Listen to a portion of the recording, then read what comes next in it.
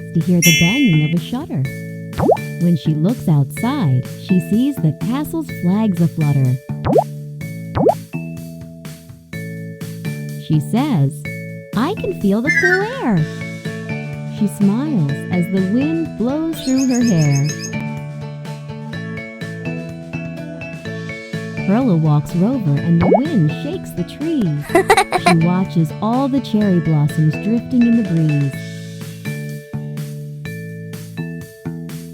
She walks to the windmill where the sails go around and dandelion's fluffy seeds all float along the ground. She happily looks at the boats. Rover does too. They enjoy the blue sea. Oh, what a view! With all the special power that the windy weather brings, I think I'll get my giant kite, the one with double strings. Perla flies the giant kite. The wind is just so strong. She tugs and pulls the strings. I can't hold on for long.